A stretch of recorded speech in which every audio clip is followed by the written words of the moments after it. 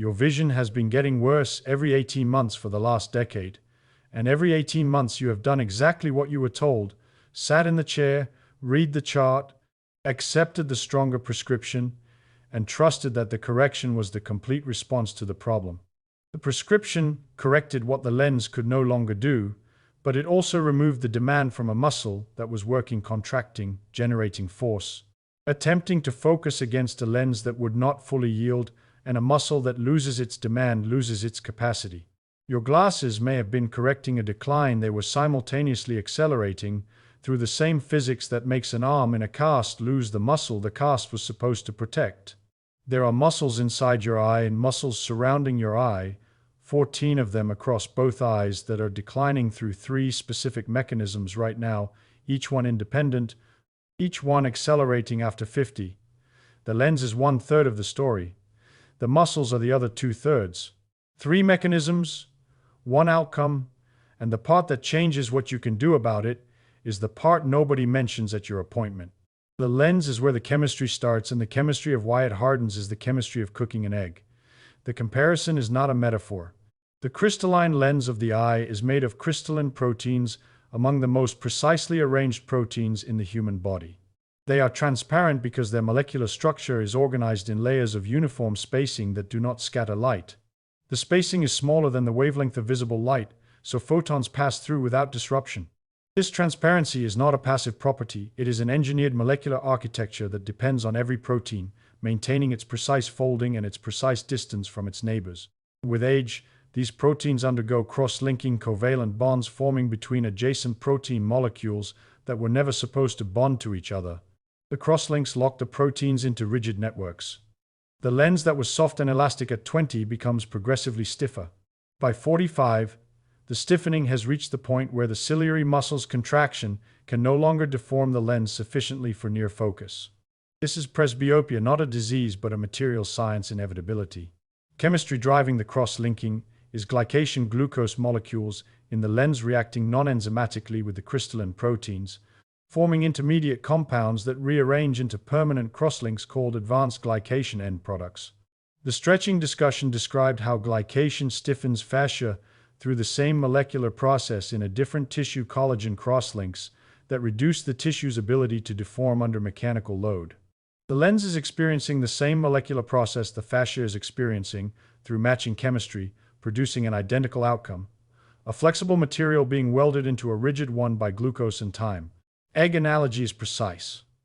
When you cook an egg, heat denatures the albumin proteins. They unfold and bond to each other in a tangled network that transforms the clear, liquid white into an opaque, solid mass. The process is irreversible. You cannot uncook an egg. Glycation does this to crystalline proteins, slowly, over decades, without heat. The clear, flexible lens becomes clouded and rigid through an identical class of chemical transformation, protein cross-linking, that converts a transparent, deformable material into an increasingly opaque, rigid one. Presbyopia is the stiffness stage. Cataract is the opacity stage. Both are one chemistry at different points along the progression. Elevated blood sugar accelerates the process, which is why diabetics develop presbyopia and cataracts earlier than non-diabetics. The glycation rate is proportional to the glucose concentration the lens is exposed to. Higher blood sugar means more glucose available to react with crystalline proteins, more crosslinks forming per year, faster stiffening, earlier presbyopia, earlier cataracts. UV radiation accelerates the process through a second pathway.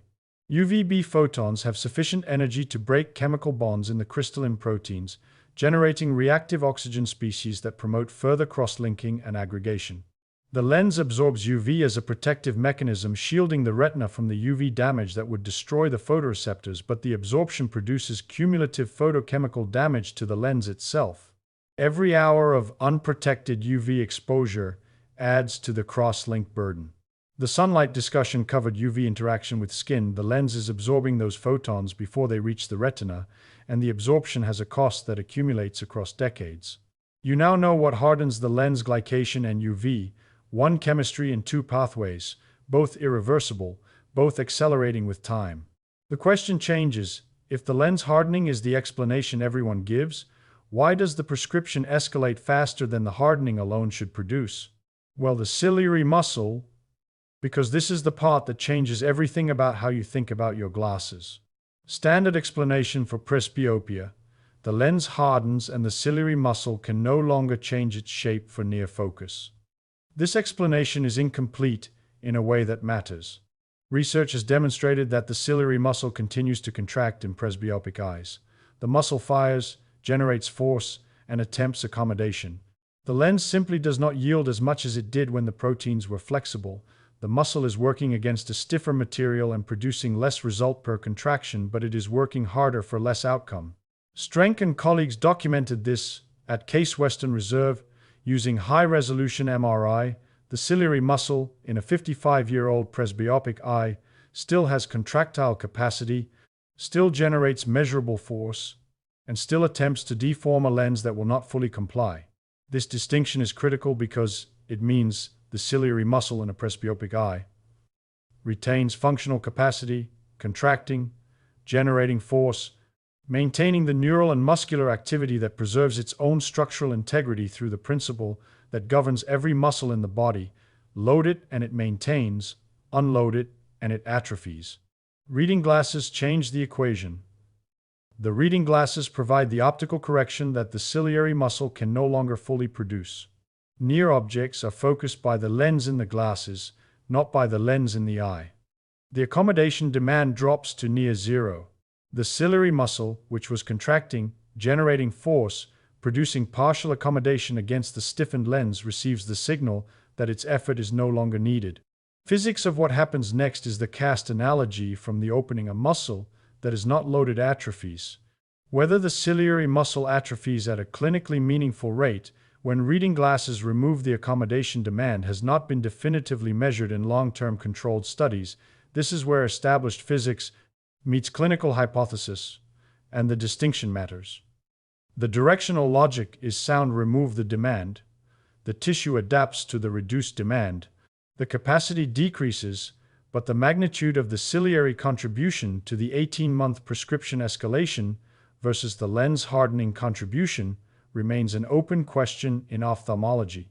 Plausible cycle: correction removes demand, muscle adapts to reduced demand, next appointment measures reduced function, stronger correction removes more demand. Each round potentially steepening the curve beyond what lens hardening alone would produce. Glasses are not causing the presbyopia. The lens hardening is the primary driver. But the physics of muscular disuse applied to every other muscle in the body without controversy suggests that removing the accommodation demand may accelerate the muscular component of the decline. The glasses are doing what they are designed to do.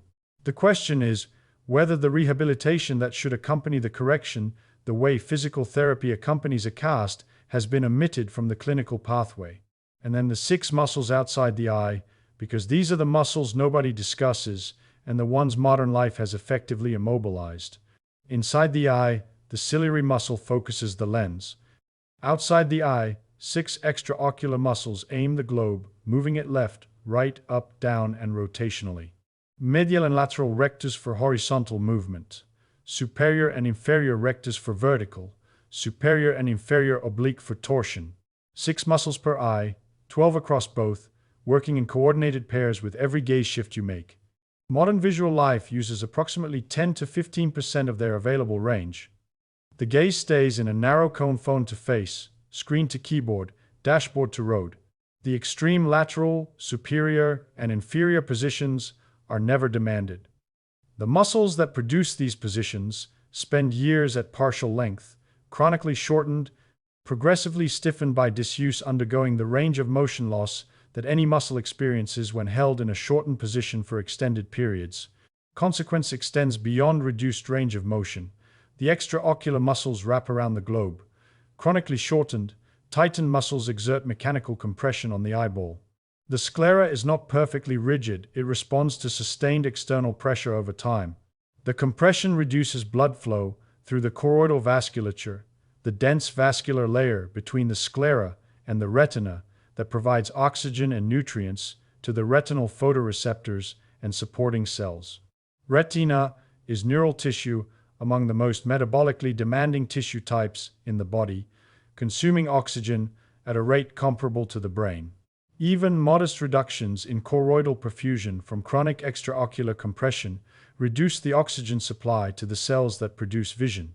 The blurred vision at end of day that you attribute to tiredness is partly retinal oxygen deficit from extraocular muscles that have been squeezing the globe in a fixed position all day because they have not moved through their full range in years. You now know the three mechanisms: the lens chemistry that cannot reverse, the internal muscle that correction may be unloading, the six external muscles that modern gaze habits have immobilized. The question changes from what is declining to what the environment you live in is doing to the rate of that decline. Screen distance creates a specific variant of this problem that goes beyond simple range restriction. When you focus on a screen at 60 to 70 centimeters for 8 hours, the ciliary muscle holds a fixed contraction for the entire period, not the dynamic, constantly adjusting contraction that outdoor vision demands, but a sustained static hold at one focal distance.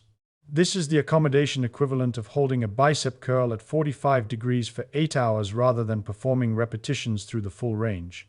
The muscle is loaded but not exercised. It develops what clinicians call accommodation spasm, a state where the ciliary muscle becomes temporarily locked in the near focus position and struggles to relax fully for distance viewing.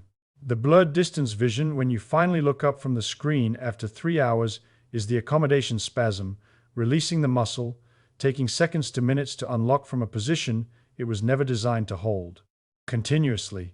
Night driving is where the decline reveals itself most clearly, and the physics of why is specific.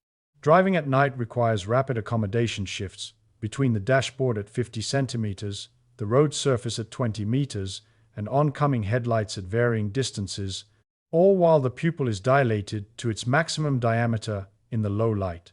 Dilated pupils reduce the eye's depth of field. A smaller pupil masks accommodation errors because it acts as a pinhole camera, increasing the range of distances that appear acceptably sharp. In bright daylight, a constricted pupil compensates for reduced accommodation by deepening the depth of field. At night, the dilated pupil removes this compensation, exposing the full extent of the accommodation deficit the lens hardening and ciliary weakness have produced. The viewer, who notices that night driving has become more difficult than daytime driving, independent of glare sensitivity, is observing the pupil accommodation interaction that darkness reveals. Glare from oncoming headlights compounds the problem through a separate optical mechanism. The stiffened lens scatters light more than a young, clear lens does. The early cross-linking that has not yet produced visible cataracts still disrupts the uniform refractive index that the crystalline proteins maintained when they were properly folded. Scattered light produces the halos and starbursts around headlights that many viewers over 50 experience. Each photon that is scattered rather than focused produces a diffuse glow around point light sources that reduces contrast and makes road markings, pedestrians, and lane boundaries harder to distinguish from the background. Anti-reflective coatings on glasses reduce the secondary reflections between the lens surfaces that compound the scattering, but the primary scattering occurs inside the eye. In the crystalline proteins themselves, the correction is external while the cause is internal. Practical consequence: night driving is the canary in the coal mine for the three-system convergence. Difficulty that appears gradually after 50 and worsens faster than expected is the three mechanisms presenting simultaneously in the most demanding visual environment. You routinely encounter rapid accommodation demands, dilated pupils removing the depth of field compensation, and light scatter from early crystalline cross-linking, all converging on one task. Peripheral vision is declining through a mechanism most people attribute to aging, but that is substantially a consequence of gaze habits. The photoreceptors in the peripheral retina, predominantly rods, responsible for motion detection and low-light vision, require the choroidal blood supply that the extraocular compression is reducing. But beyond the perfusion issue, the neural pathways that process peripheral information require stimulation to maintain their sensitivity. Decades of narrow cone, gaze screen to keyboard, phone to face provide almost no peripheral stimulation. The peripheral visual cortex, receiving less input, allocates fewer processing resources to the periphery. The result is a narrowing of functional visual field that exceeds the optical changes in the eye itself, a neural adaptation to the environment the eyes have been placed in. Walking outdoors in a natural environment provides the peripheral stimulation that screen-based work eliminates. Trees, ground texture, moving objects at the periphery of vision all activate the peripheral retinal pathways and the cortical processing resources allocated to them. The viewer who notices sharper peripheral awareness after an hour of walking in a park is observing the neural reactivation that peripheral stimulation produces. Children's eyes reveal the strongest evidence that the visual environment shapes the optical system because the developing eye responds to its environment far more dramatically than the adult eye. Myopia rates in East Asian countries have reached 80 to 90% among young adults in urban populations, a dramatic increase from 30% 2 generations ago. The change is too rapid for genetic drift. The variable is environmental, children spending the majority of their waking hours focused at near distances, screens, books, indoor activities with minimal time spent outdoors viewing at distance. The developing eye responds to sustained near focus by elongating the axial length of the eyeball increases, moving the retina further from the lens, producing the distant blur that myopia corrects with negative lenses.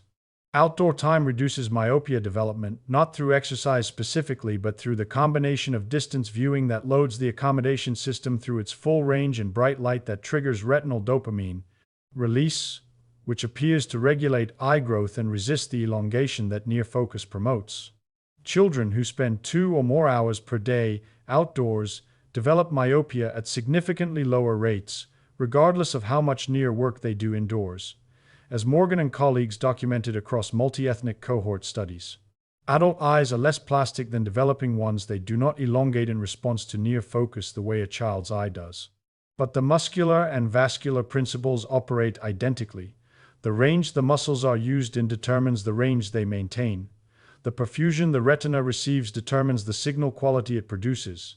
And the accommodation demand the ciliary muscle experiences determines the contractile capacity it retains. Post-cataract surgery provides the most revealing natural experiment because the surgery removes the hardened lens entirely and replaces it with a fixed-focus artificial lens. After cataract surgery, the artificial lens cannot accommodate at all. It is a fixed-focus optic. Every patient requires reading glasses for near vision because the accommodation mechanism has been physically removed. But here is what reveals the muscular contribution. Clinical observation suggests that patients who maintain ciliary muscle tone through exercise before surgery may adapt faster to the artificial lens. Though controlled studies isolating the muscular variable from other rehabilitation factors remain limited.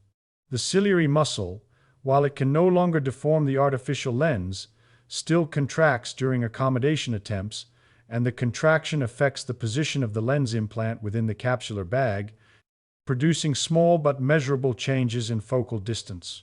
A ciliary muscle that retained its contractile capacity through exercise provides marginally more post-surgical adaptation than one that atrophied through years of accommodation unloading. The surgery removed the lens variable entirely. What remained was the muscular variable, and it produced a measurable difference in outcome. Convergence arrives after 50, and the convergence explains why the decline accelerates. 3 mechanisms operating simultaneously.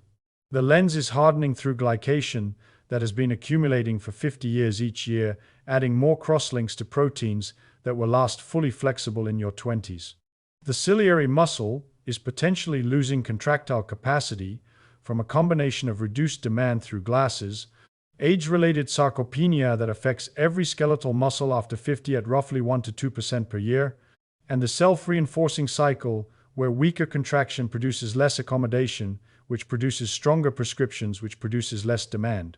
The extraocular muscles are shortening from decades of 10 to 15% range usage, stiffening around the globe, reducing the choroidal perfusion that the retina depends on. At 35, one mechanism is active, the lens beginning to stiffen. At 50, all 3 are operating. At 60, all 3 have been compounding for a decade. The acceleration my vision used to decline slowly, now it is getting worse faster, is the convergence of 3 independent systems, all reaching their steepest decline curves at the same time. Well, what slows the lens hardening? Because the chemistry is not reversible, but the rate is modifiable. UV protection. Sunglasses that block UVA and UVB reduce the photochemical cross-linking of crystalline proteins. The lens absorbs UV to protect the retina. Reducing the UV input reduces the rate at which that absorption damages the lens. Consistent UV protective sunglasses from age 30 onward measurably reduces the crystalline damage present at 55, compared to unprotected exposure. Blood sugar management. Glycation is driven by glucose concentration. Elevated blood sugar, whether from diabetes, prediabetes, or the post-meal glucose spikes that occur in metabolically healthy individuals, accelerates crystalline cross-linking. The dietary and metabolic interventions that reduce average blood glucose reduce the rate of lens stiffening through identical chemistry. Stable blood sugar means less glycation substrate available to weld crystalline proteins together. Neither reverses existing cross-links. The damage already done is permanent, but slowing the rate of new cross-linking slows the lens stiffening, which slows the prescription escalation, which, if the ciliary atrophy hypothesis holds, slows the muscular disuse cycle that each prescription increase may be feeding. And then what maintains the muscles? Because, unlike the lens chemistry, the muscular component responds to loading. Ciliary muscle accommodation exercise through dynamic focal range. Hold a pen at arm's length. Bring it slowly toward your face until the tip begins to blur. That boundary is the near point of accommodation, the current limit of what the ciliary muscle can extract from the stiffened lens. Hold it at that boundary for 5 seconds, then shift focus to a distant object, a tree outside the window, a building across the street, and hold for 5 seconds. The ciliary muscle contracts maximally for near focus and relaxes fully for distance, cycling through its available range under load. Add the multiplanar dimension. Move the pen in a slow circle at the near point while maintaining focus.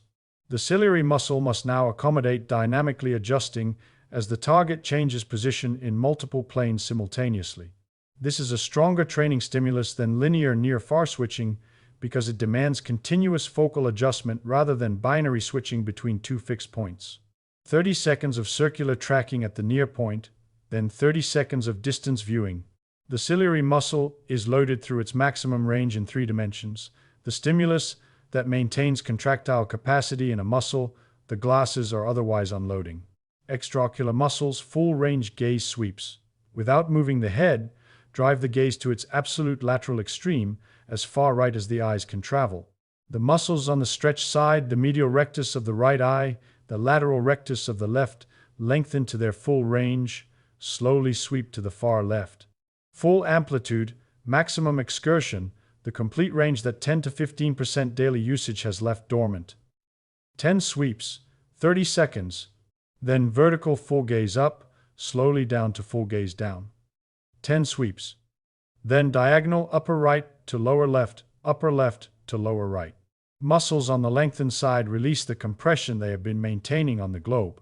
The choroidal vasculature, freed from the external pressure, dilates and increases blood flow to the retinal tissue that has been operating on reduced perfusion. The viewer who performs this exercise and notices that their vision is slightly sharper immediately afterward is observing the perfusion improvement. The retina receiving more oxygen produces a measurably clearer signal.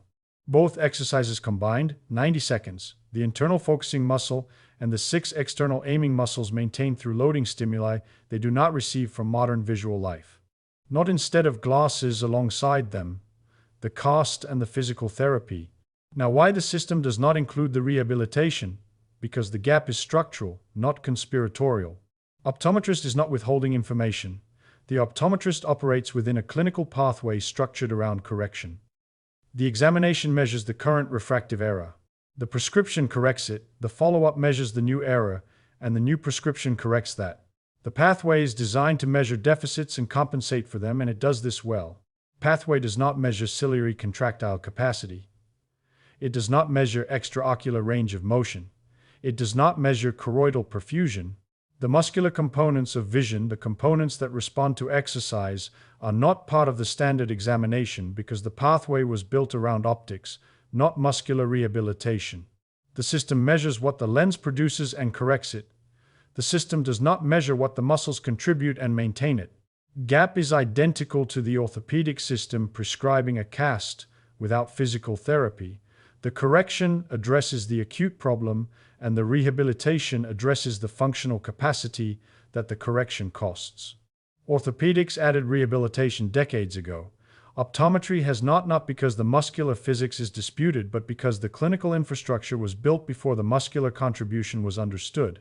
And then contact lenses, because they interact with the accommodation system differently than glasses, and the difference reveals the muscular dimension.